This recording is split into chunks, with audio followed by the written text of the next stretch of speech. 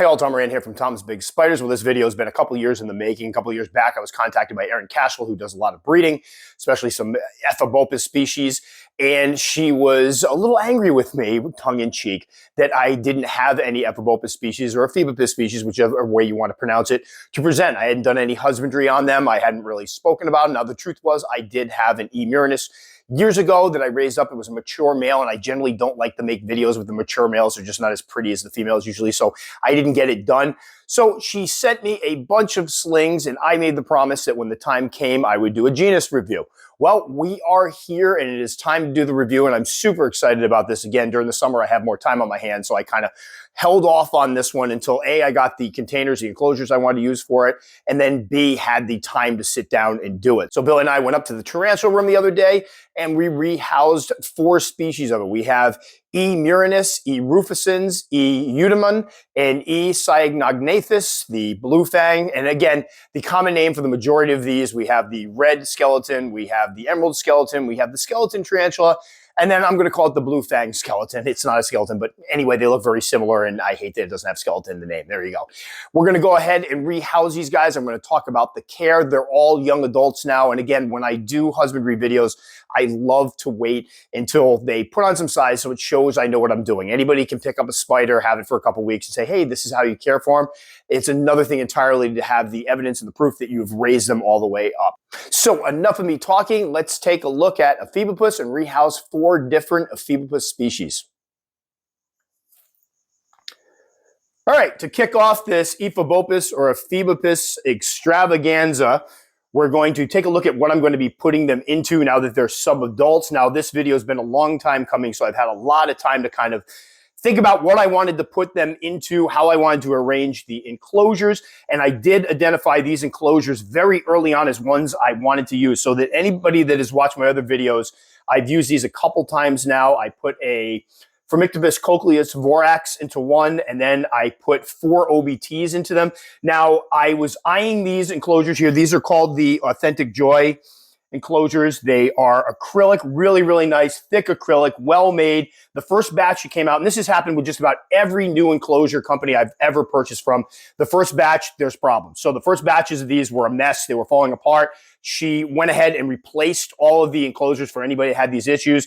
This is, I believe, the second. There was another wave in between where they were all fixed. This is the second batch of them where she's added more ventilation holes, because this was my problem with the original ones. I put the OBTs in them because they're a dry species, but I wanted something with more ventilation. So we've almost doubled the amount of ventilation in them. There's ventilation here, here, here, and ventilation in the top. So a lot more ventilation. And what we're going to have is our spiders are going to be back here probably digging, bringing up some soil, so it's not going to be as important over here. Now, why I like these, A, they're great for smaller fossorial species or smaller terrestrials that may do some digging, and they're quite versatile in that you can stand them upright and have an arboreal enclosure. So they can go this way. This is what I'm most interested in them for. I like them for terrestrials and fossorials, but you could put a arboreal species in here, put all your stuff in here. It's got the ventilation on the front.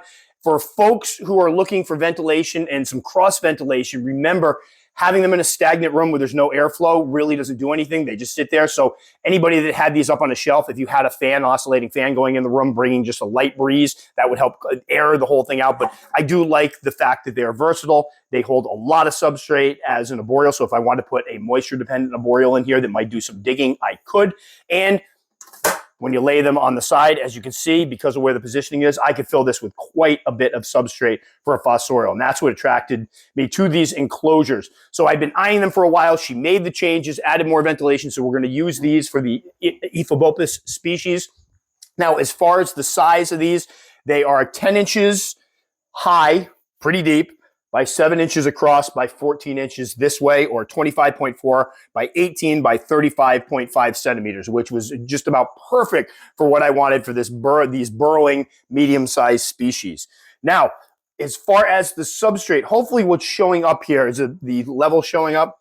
Yep. Yep. Oh, yeah. So what you can see here is when I originally filled these, all I had was moist substrate. And what I like to do with my moisture-dependent species is I fill them with the moist substrate and then I leave them for a while. These I left for about a month or so, just so that that top layer dried out a bit. Because what I want when you have a moisture-dependent species or a burrowing species is for them to be able to burrow down and find the moisture level that they need. So I like to have the dry stuff up top. I will put starter burrows in here that will go down to that moist substrate. So if they go in here and they want moist substrate, they can have it. One of the reasons I wanted this to dry out is because it was starting to get warm. It gets humid here. The humidity in the tarantula room can get up pretty high. And during those periods where it's more humid naturally in the room where the tarantulas are being kept, it's not as important to, well, you want to make sure you don't overdo it with the moisture. So we're going to have the substrate here is my own mix. It is about 45 peat, 45% cocoa fiber, and about 10% vermiculite. I love mixing vermiculite in. You can also use sphagnum moss, shredded sphagnum moss, New Zealand sphagnum moss. It allows the moisture to absorb in very well. And remember, when we add moisture to it, I'm not trying to soak the top. This is what throws people off with species that like moisture. They go in, they soak the top down. That will eventually, some of that will soak down a little bit. Most of it will evaporate by the next day, and it doesn't get down here. We want to keep these bottom layers moist. So what I usually do is I tilt these on the side. I have my bottle. Nope, here it is. I have my bottle. And then what I do is I tilt it down the side and I pour the water down the side, make it rain down the sides as I pour water all over this thing so that it filters down through and keeps those bottom levels moist, allows the top to dry up a little bit. That keeps you from getting as much mold and the fungus and those giant yellow, I had one of these in one of my enclosures this morning, the giant yellow mushrooms that bloom up in like 24 hours. They are freaking crazy to watch grow.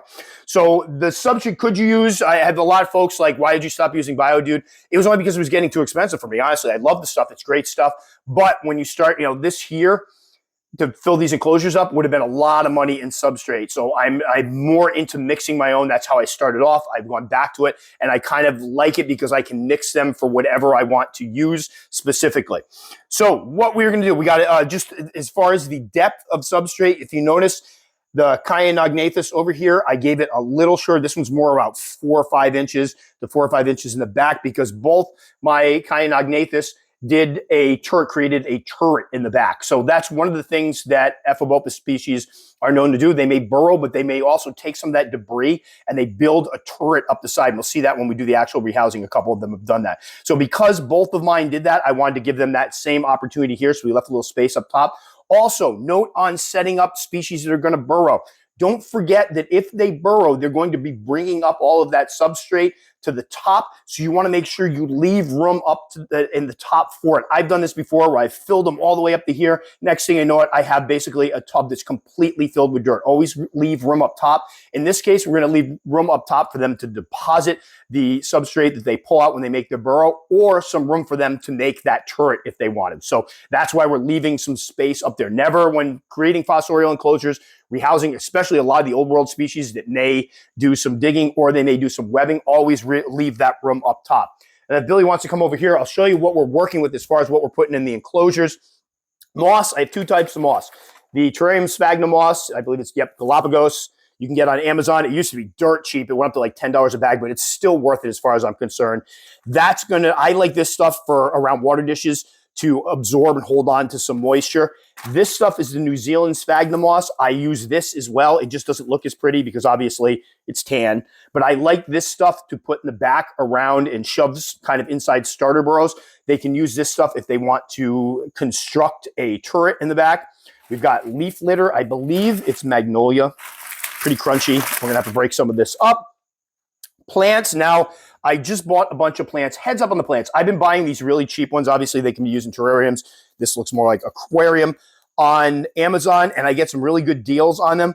I would encourage folks, I've had people ask, do you wash them off? Yes, I soak them usually for 48 hours or so because some of the ones like this, there's dyes and stuff. You want to make sure you get all that stuff out and then rinse them off really well. But besides that, I've never had an issue with any of these plants. So I bought some of these. Now, unfortunately, what I ran into when I was setting up is I found ones that were appropriately sized. And then, unfortunately, all I have left for the 4th plant is this really tall one. So what we're going to do is we're going to plant this one in the back all the way down the bottom, cover it up with substrate so the leaves are out. We have multiple pieces of cork bark. I think what I'm going to try to do is create a couple, like a little structure of cork bark in the back so they can decide whether they want to burrow or bring it up and create their little turrets. And unfortunately, this is driving me nuts. I have these water dishes that some folks probably recognize. They come with the reptile growth or barbarous growth enclosures as part of the, what is it? The bigger models, I think, have them. I have 5 of them, but 2 of them I have in with roaches. So I only have 3 that match. This is driving me nuts because I love when everything matches. So I will be putting a different enclosure, different water dish in the other one. And these are kind of shallow. So for now that the weather outside, it gets kind of humid here, I don't need a huge water dish. These will evaporate rather quickly. I may end up replacing them down the road when winter comes and I want a little more evaporation in there and I want the water to stay longer. I may change them and switch them up with something a little deeper, but they'll be great for now. So what we're going to do is I'm going to move a couple of these enclosures down the floor so Billy can hopefully watch me work and get some good angles. It's going to be tough for her because I tend to not be cognizant of the fact that she's trying to see what I'm doing. We'll start off, we'll do maybe 1 or 2 of them today. I know folks like watching these. I just get bored doing them, quite frankly. So for this one here, like I said, we're going to start off. I've dug a hole already in the back, and we're going to try to plant this one and pray that it actually, oh yeah, that'll work. Pray that it actually allows me to fit these in here. And there we go. All that work I did letting the top layer dry out, and we're messing it all up. Stupid plants. So we're going to go ahead and backfill that in there. It's like a real plant. We're actually planting it. Go, go, go. Now, we'll see what happens. If it burrows, it could be interesting because it's going to end up burrowing down to that plant, but it should be fine. And what this will allow is if they want to build one of the turrets, what I found is with a situation like this with the plants, they'll start digging up. We're going to put some cork bark around here. They'll start a little hide behind the cork bark, and then they web up, and it comes right over the top. So obviously, this is one that I would love to put some of these guys into something even deeper to allow for that. But if they don't use it, if they don't bring up that dirt, if they don't build the turret, a high turret, that's wasted space and kind of it could be a safety hazard by giving too much height. So let's see what we have here. We're going to use this one. Put it right under here. Yeah, that'll work. And I'm going to put a little starter burr, and then I'm probably going to put another one over top that, this one here. And I'm going to put a starter burrow underneath there. And then for some of the moss, I'm going to shove some of this around here. So again, what the moss does, this isn't so much for moisture. This is for coverage. A lot of times I've seen them go down underneath the moss and they kind of start webbing under there, and that starts off as their home base. And again, for material, if she should decide to take this whole mess here and start making the turrets out of it, which is kind of what I'm hoping to see. Stupid plant. The worst part is I have a smaller plant, but I have it in with my Poecilotheria vittata. And she doesn't use it. It was just meant to look pretty, and I was going to pull it out this morning, but she was quite active, and I'm like, you know what? I'm not going to upset her for this. All right, so let's get some of that in there. And then what I usually do is with the paintbrush, I go through and I make a starter burrow. So again, this could be a home base for the spider until it starts going out and webbing everything. And then we're going to add some leaf litter.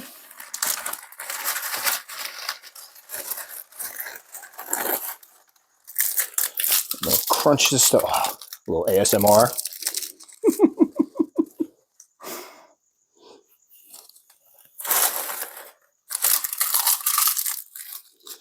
And again, this is debris that it can use if it wants to go ahead and make one of those turrets. And this should be a nice area for it to go. And I'm guessing, all right, either this side or this side it's going to end up in when it goes and settles down, like right in there or the other side. But we'll see. I always like trying to predict where they're going to end up and seeing where they end up afterwards.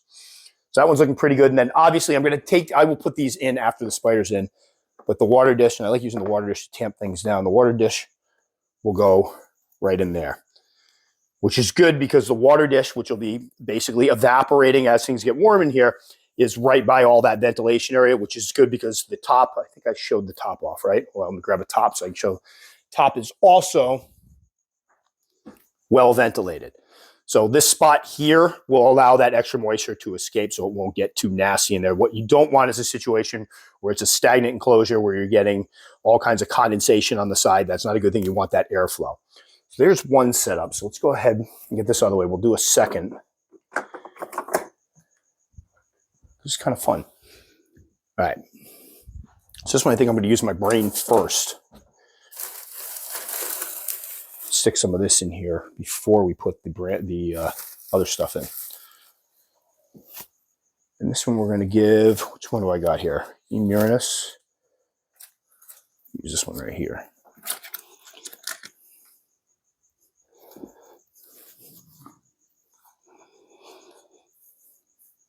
There we go, with the crickets going in the background. And again, we're going to try to do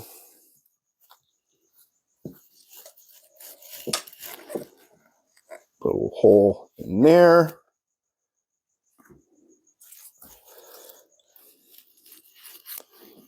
Hole down there. I don't know if I'm going to use any of the green moss because I don't think I really need it. We'll put some around the water dish when we set it up.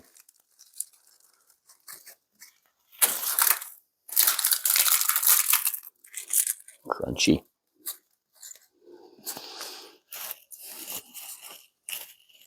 There we go.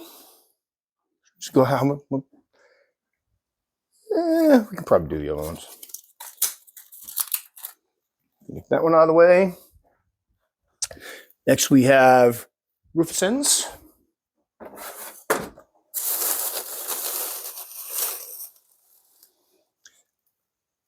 Again, some of the moss.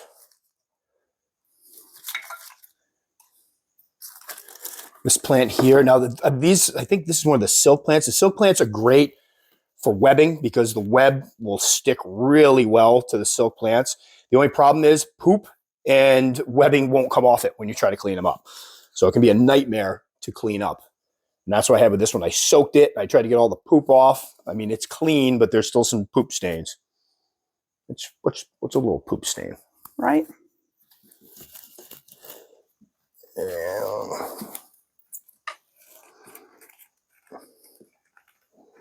what we're doing here is creating, so there's a little cavity under there. There'll be a cavity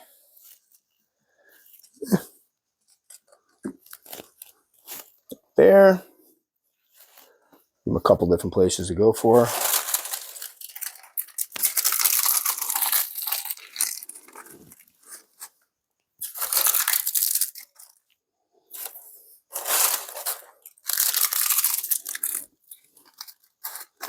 There we go. And might as well do the last one. Next, we got cyanognathus, and we're going to go ahead and stick this over here. And then we're going to stick some of these in.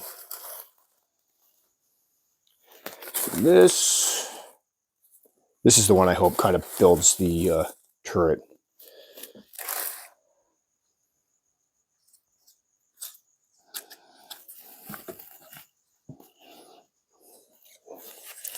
I'll put that up a little bit and try to encourage it to go over there.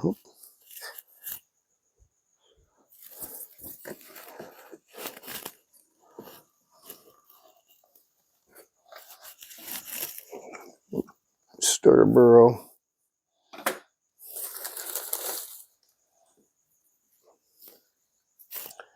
And leaves. Crispy leaves.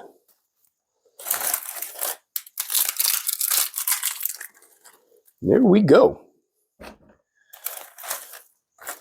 So now we have our 4 closures set up. Now remember, I will be adding water dishes to these afterwards. This one here. Now these, I'm guessing these will be pretty for a couple months, and then as they start webbing the snot out of them and digging, it won't look so pretty, but I do love the way the enclosures look when you start off. So there we go. 4 enclosures set up for my Ephobopus or Ephobopus species. We will do that rehousing. Well, all 4 of those rehousings in a moment. And I do have extras that will be going into these enclosures as well, but we're only going to show 4 of them to start. So now on to the actual rehousings. Oops.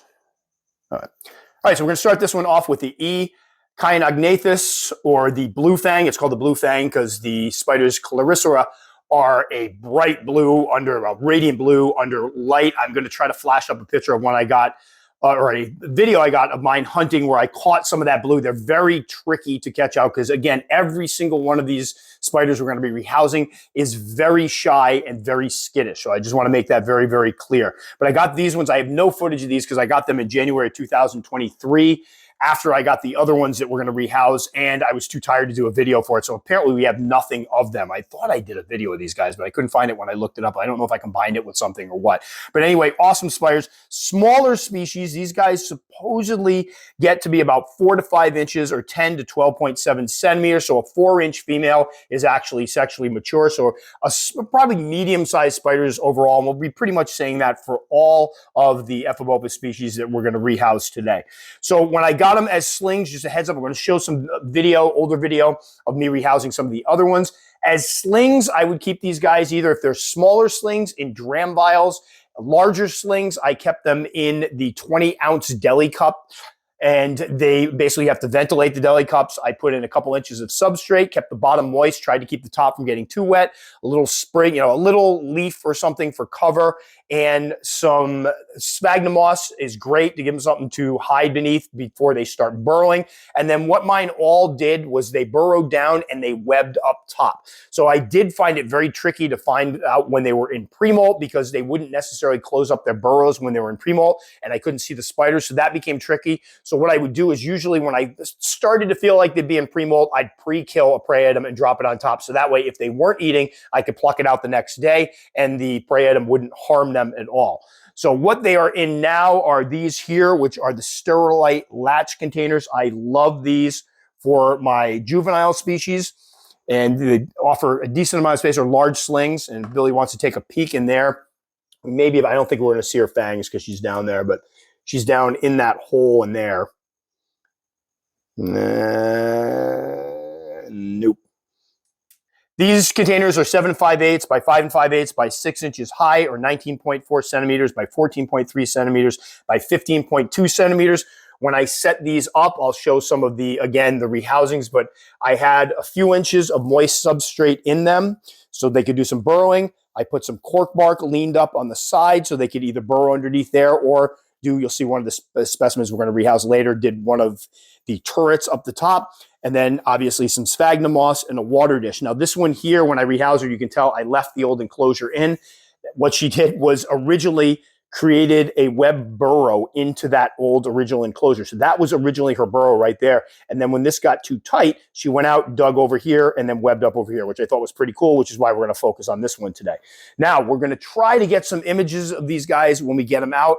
I've mentioned this before, I don't do spider photo shoots. Like, I don't tease my spiders out to get pictures of them. This is where I get pictures of them. So hopefully we can get her out and about, not have her be too crazy, and see what she looks like. At least, in the very least, see those fangs. But hopefully this one here is probably young adult size. So she's probably around, I'd say 3.5 inches or so. Let me get this out of the way. And this is going to be tricky. Oh, and a note about the paper towels on the side. I haven't done this in a while. The paper towels are here because this spider gets out in the open. She may bolt. And what happens is you put the crumpled up paper towels in here because if they bolt and get underneath the paper towels, they feel it's darker. They feel more secure, and they'll usually stop there. And then you can take the paper towel up and get the spider out. Or you can put the catch cup right under here, poke underneath the paper towel, have the spider get out. And that keeps it from sprinting around the enclosure. We'll see if it works today because I have a funny feeling these guys are going to be a handful.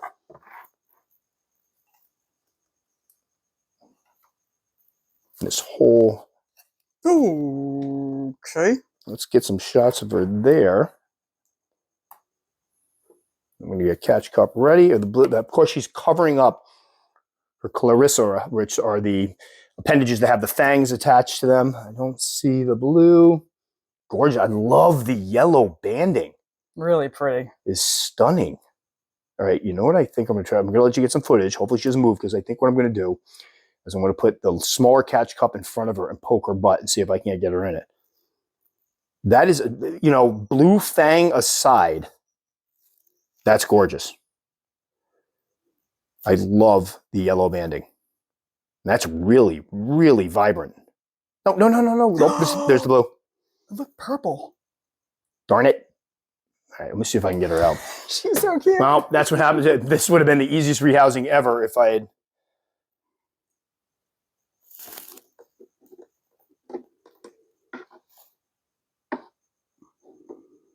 So, you know, nope. So this one is oh, look at these guys are very closely related to Psalmopoeus species, and you can see that would almost, like if somebody had showed me a picture of this, I'd never seen the spider before, I'd go, oh, it looks like a juvenile Psalmopoeus. You can see the big front legs. See right in, I don't know if you can see it, those right in there. Yep. Very cool. And this wasn't the catch cup I wanted to use. I'm a dingus. I want to use a smaller one. But maybe we'll finally get our sponsorship. I don't know if you got a shot of her. Oh, look at the green. Is that coming out? On her butt? Yeah.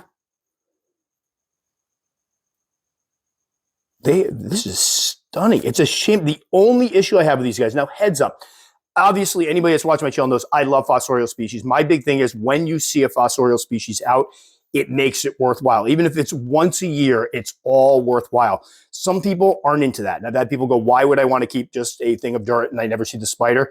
The good thing about these guys is when you do see them, they hang out at the mouth of their burrow. You see those fangs, which is awesome.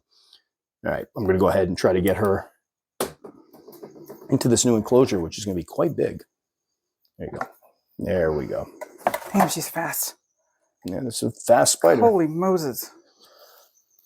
All right, now unfortunately they all want to go up.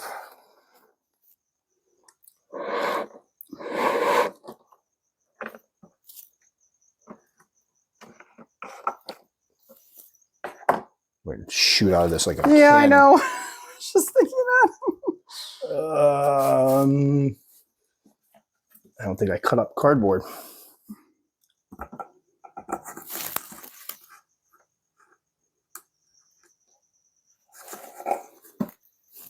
Honey, you got to go on the ground. And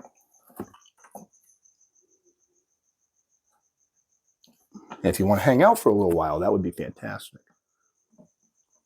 And she's going to hang out. Oh, God bless you. Let's get some light in there. There's that green. Yeah, look at how that pops. That's amazing. Sorry, I'm making all kinds of shadows with the...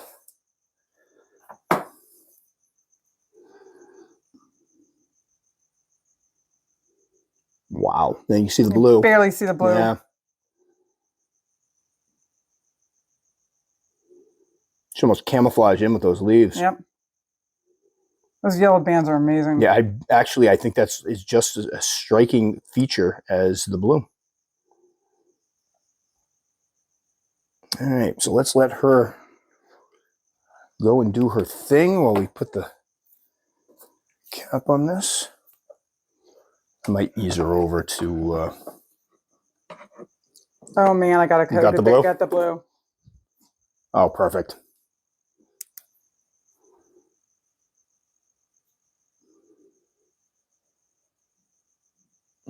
Actually, you can see that blue fang that gives them their common name. And she's probably about 3 inches or so. Is that good? Yeah, that's perfect.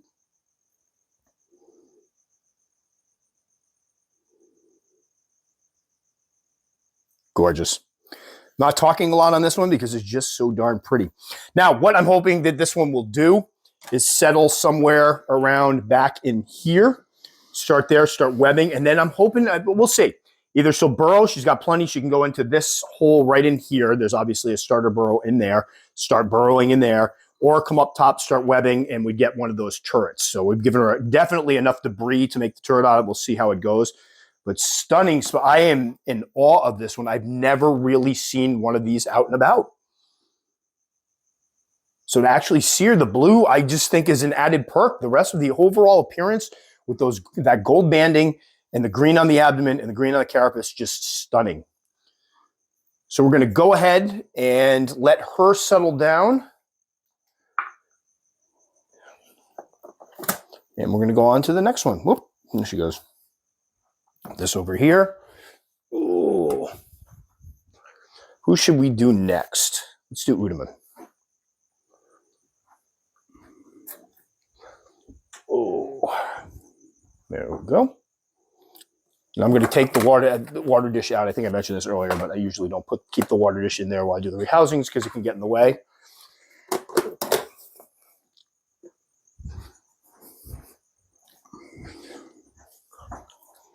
Who is up for a rehouse? Let's show this. Both of these did turrets.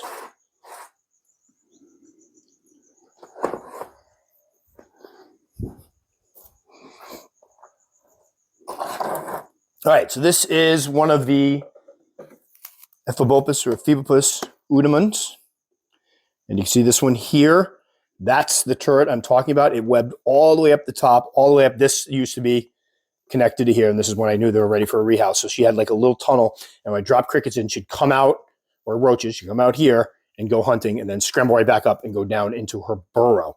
And I think this is probably because this is too shallow now to accommodate a burrow, the size of a burrow she would like. So I'm thinking she will like the extra space in this new one. Now, as far as the next 3 species we're going to rehouse, these are the ones I got from Erin Cashel back in June of 2022.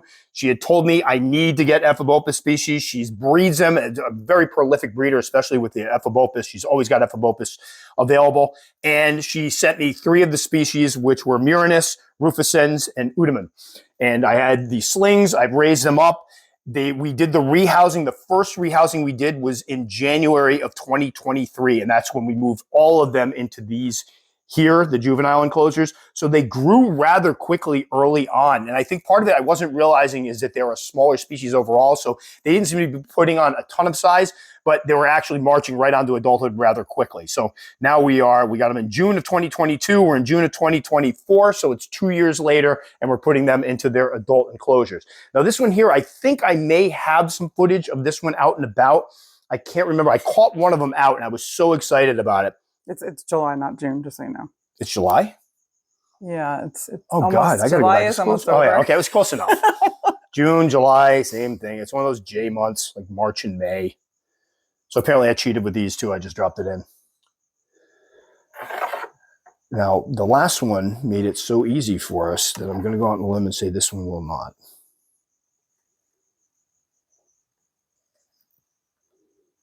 It's looking really gangly. Is that a male? Yeah, totally gangly. I think that's a male. It's a male. We're going to switch up. This is my big thing is the males. I'll put in a decent enclosure, but I don't like spending all this time setting up an enclosure. Shoot. I think that one's, I've already had a male on one of these too, so I thought I probably had 2 females. All right, I'm going to get the other one. I'm going to put this back in. I'm going to get the other one, put the water dish back in, and we'll do that one instead. I might have, whoop.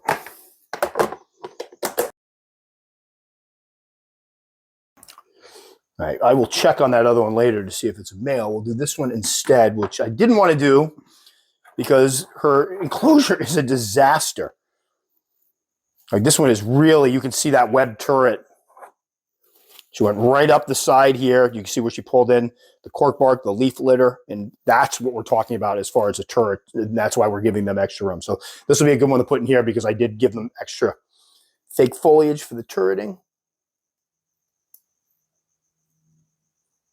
Oh boy.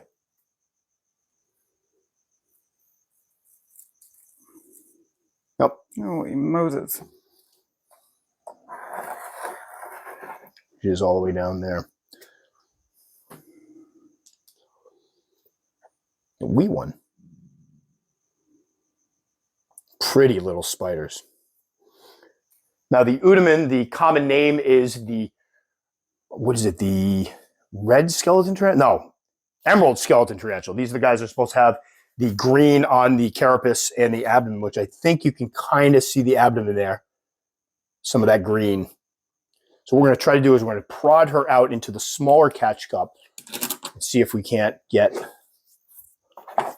some footage of her.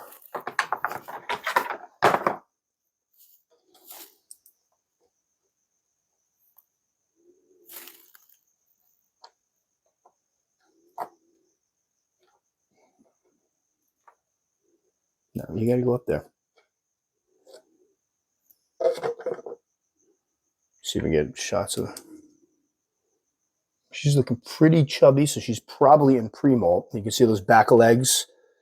And again, the fluffy front legs, like Ephobopus, thinner back legs. All right, let's see if we can get her out.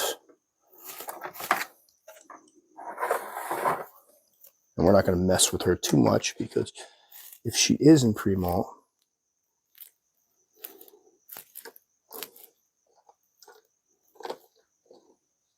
oh, I don't know if the green booty will show up. She's looking quite chubby. Yeah, it's showing up a little bit. Looks a lot like the cyanognathus, just without the fangs. Yeah. Like same banding. All right.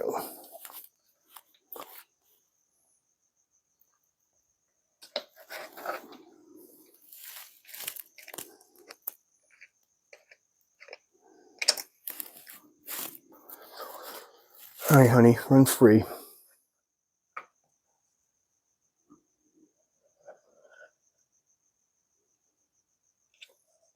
There she is. Get a shot of that one. Try to get some extra light. What a beauty. Yeah, the funny thing is the other one actually, the cyanognathus actually had more green on it than this one did. Although she does look super fat, so I'm guessing she's probably close to pre-molt, so the colors will be much more vibrant after she molts out. But gorgeous little spider. This one here, what would you say, 2 3/4, 3 inches? Yeah, that's about right. So getting close to adult size. What a pretty one. All right, we're going to leave her alone because if she isn't pre-molt, we don't want to disturb her more than we have. What's up? Yeah, I'm going to. There we go. Yeah, because we're going to need this again. Yeah, I was going to say. This is the one I went to grab for earlier, and I just went for the Simply Lyman. All right. So let's get the cap on that one, and then we'll probably break here for a second so we can clean up around here and get on to the 3rd and 4th specimens we're going to do. So we'll pause here for a second. It's just going to go right to the next video, but for us, we're going to take a break for a second, clean up a little bit, and then do the next 2. All right, so we're back with the next one we're going to do. This one is Ephobopus or Ephobopus murinus, or the skeleton tarantula. Again, another skeleton tarantula. So we did the, what was the other one? The green skeleton tarantula. The emerald skeleton tarantula. We did the blue fang, and now we have the skeleton tarantula. So these guys, I did have one of these years ago, and I planned on doing a video on them then, and it ended up being a matured out male. So I didn't get a lot of footage of it. The male wasn't nearly as pretty as the lady. What we're going to do is, nah, it's probably not going to, hold on. What I may do, this may work, it may not.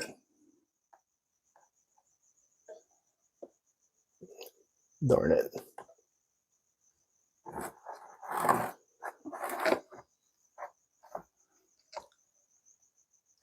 I really wish I could get my tongs out of there.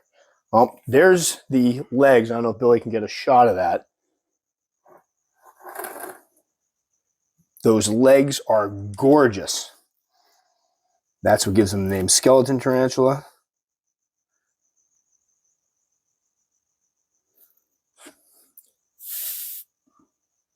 There we go.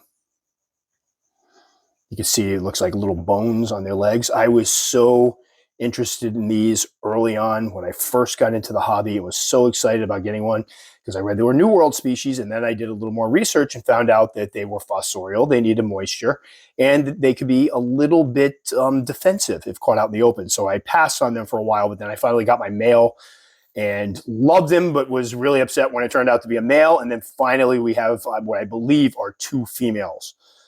And this is one of them there. But awesome looking spiders. Very, very striking. Now these get a little bit bigger than the other species. I believe females can get to be 5 or 6 inches or so, which is 12.7 to 5.25 centimeters. So slightly larger, but she should be fine in this enclosure. And,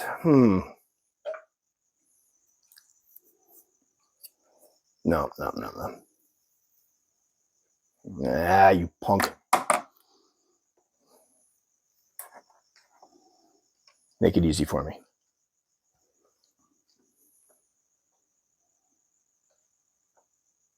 Oh, my Lord. I don't know if that's showing up. She's big. Yeah, she's a good size one. Well, this is the one I caught out. I was like, all right, it's time. I've been waiting to do this video for obviously a couple of years. I don't know how well that's showing up through the plastic, but gorgeous.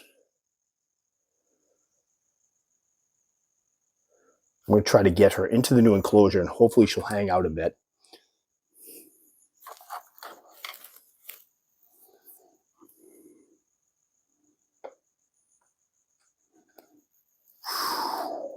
What a beauty. So she's probably, guessing about, she's stretched out 4 inches or so. Still kind of a young adult. No? All right, this way. Hoping we can get her to sit outside for a bit.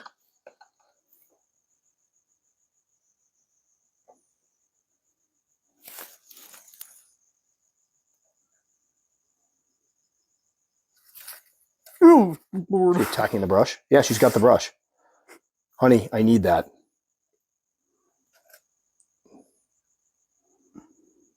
Mad bro. No, let's get some footage of her because she's out in the open now. Is that showing up good? Yeah. Ooh. What a pretty spider. That's a picture. I wish I could use that for the, if you want to turn, see if I can turn it so you can get a better, fill up the camera a little bit more. That might be our thumbnail.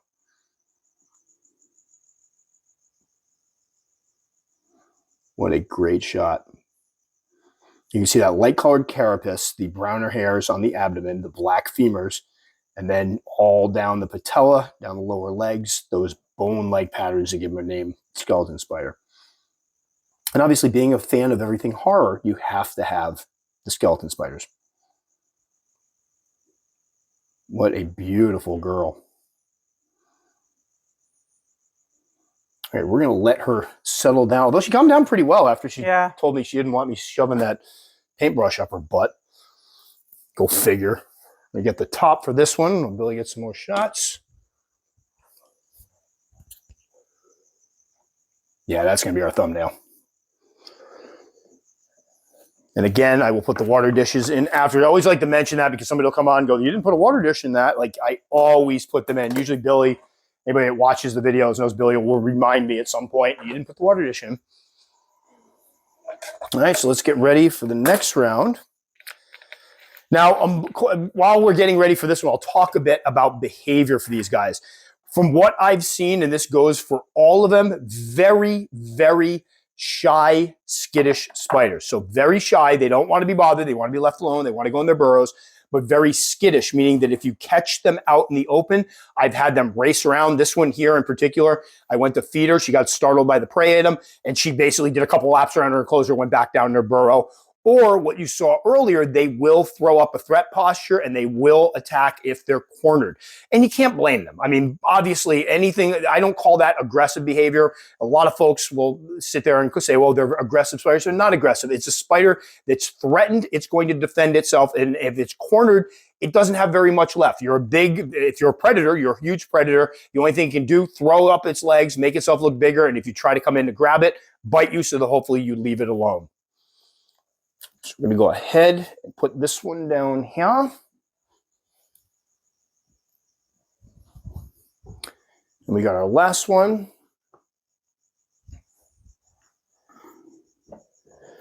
Which is the rufescens, or the red skeleton.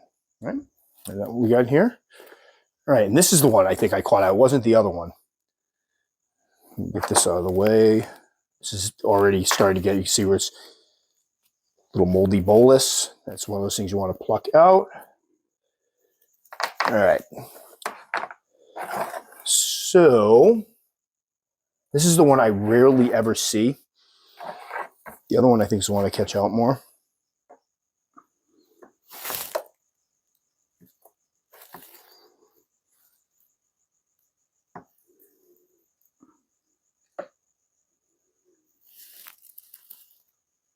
I have no idea where the spider is.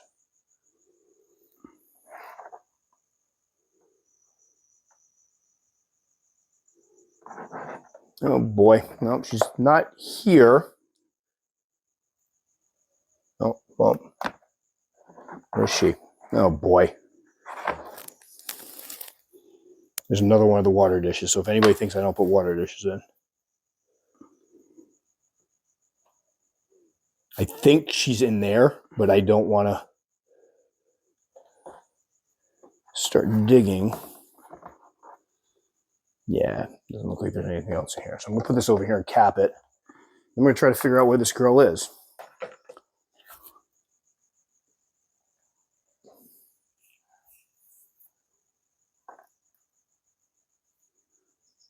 What the heck?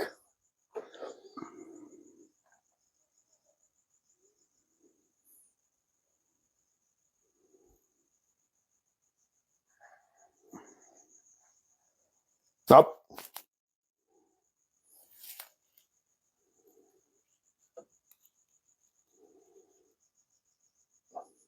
Right there. Oh, yeah. Yeah, we'll see if we can get a look at this one. Again, with the yellow banding. I'm loving the... Oh, there we go. Whoop. Yeah, these guys are pretty... This is the one I think I have some footage of. Again, with the yellowish orange banding, you see an overall ruddy appearance to her, like a burgundy or deep red. I'm going to try to get her out so we can get better shots. But very pretty. All right. It looks pretty plump, too.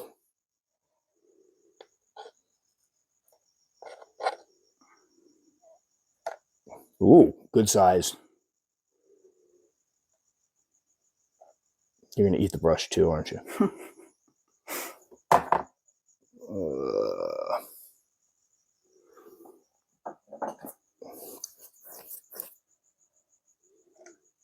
Oh, gorgeous.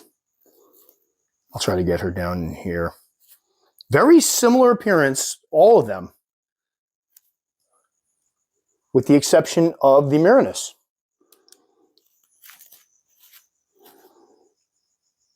Beautiful.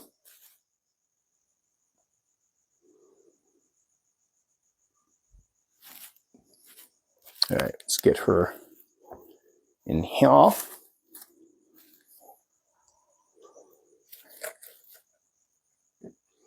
Now, as far as the size of this species, the rufescens gets to be about 4 to 5 inches or so, or 10 to 12.7 centimeters. So 4.5 inches.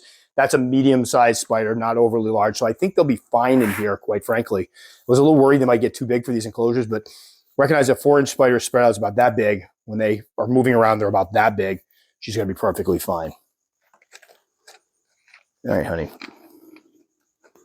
If you could pose, whoop, that's a flashlight dropping. A little jump scare. If you could pose for me a little bit. Holy Moses. Lord. She's not gripping well, which makes me think she's... Nope. No, you can't Lord. come out there. There you go.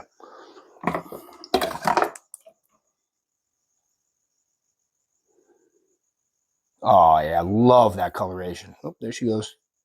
That's exactly what we want, honestly. As much as I'd love to get footage of them, I know that once they get into those little areas, they're much more secure, and that's what it's about. We're not trying to freak them out any. Adorable. All right, so a couple overall notes on these guys. As far as feeding goes, as slings, I was feeding them.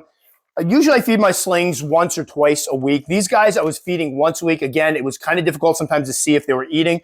So I was dropping in small red runner roaches Once they got to the point where I'm like, this spider could be in pre-molt, then I would pre-kill, leave it on the top. If it was there the next day, figure they were probably in pre-molt. If it was gone, figure they were probably eating.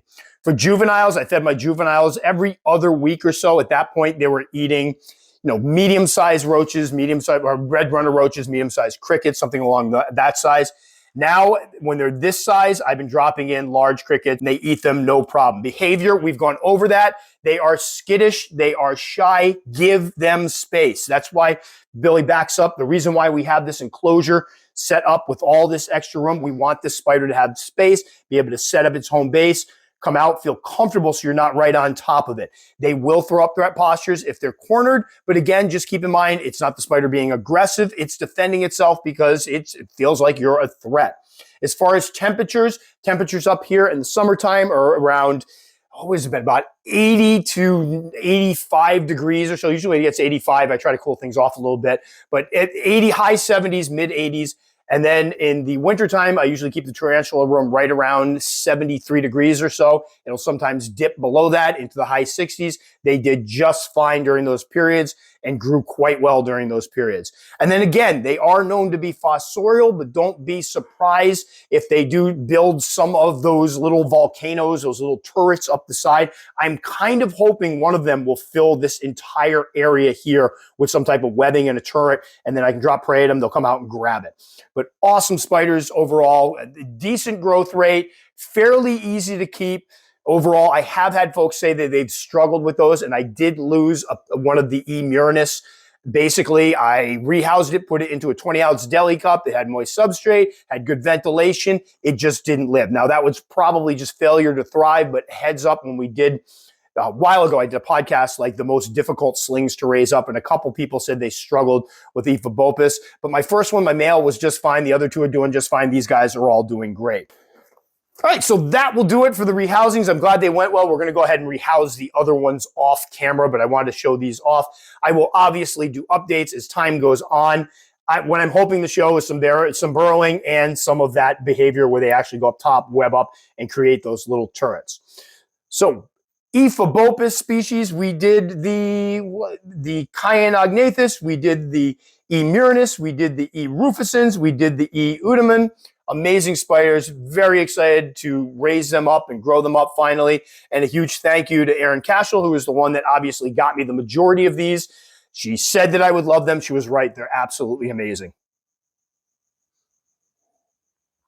So again, a couple keys to these guys. As you see, and when I put enclosures in here, it's just to show you guys what I'm using. I try to give some suggestions, some sizes that you can look at. The trick with these guys is when they're smaller, you want to make sure that you have something that allows them to grow a little bit. So a larger dram vial or the 20-ounce deli cups work great for them. They're going to grow rather quickly overall, so you want to make sure you give them a little space to do so. You also want to make sure you keep them on moist substrate at all times. I've heard from people that had difficulty keeping them that I asked, is the substrate moist? They're like, no, it's dry. I thought they were a dry species. This is a species that is recognized as being kind of moisture dependent, or these are species that are recognized as being moisture dependent, meaning they need that moisture. So moist substrate, keep those bottom levels moist, allow the top to dry out a little bit. You can mist a little bit. I know misting has fallen out of favor as far as a sole way to keep your tarantulas hydrated, but I always liked every once in a while at night before bed, some of the spiders, you can mist the side of it and they can come drink off of that. Water dish, moist substrate, they'll do fine, and then give them room. You want to give them enough substrate to burrow in and to keep that substrate moist, but you also want to give them room up top so when they bring the dirt up, there's a place to put it. Or as you saw with some of these, they end up building those turrets out of web and debris inside their enclosure, so you want to make sure they have room to do so, because these are fast spiders. I don't think I mentioned it during the video. They're very, very fast spiders. They're very flighty, and you want to make sure that you give them that opportunity when you set them up to either run down into the burrow or run into their web structures and hide, so you don't have a spider that's racing around the enclosure, possibly coming out of the enclosure, or throwing up a threat posture. So I think that's why these guys get a bad rep for their personalities or their temperaments, because if you don't keep them correctly, give them room to do what they need to do, you may have a more ornery or defensive spider.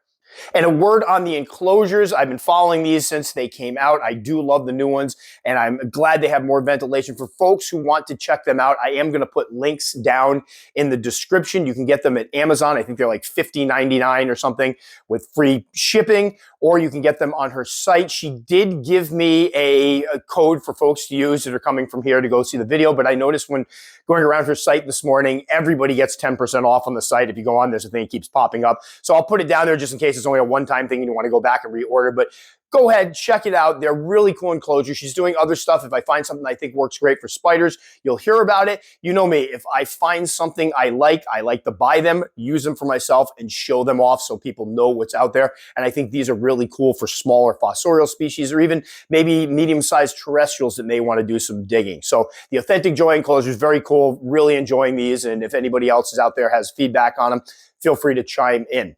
So that will do it for this one. Again, if you liked it enough to subscribe, very much appreciate. Click the little circle up in here. I'm going to put the original Sling video down here, the Juvenile one up here, so you guys can go back and watch it all the way from the beginning, how I've cared for these guys. If you take the time to comment, know that I will respond, but it can take me a few days. I tend to get a lot of comments. I tend to get behind. So there you go. Guys, as always, stay safe. Catch you all next time.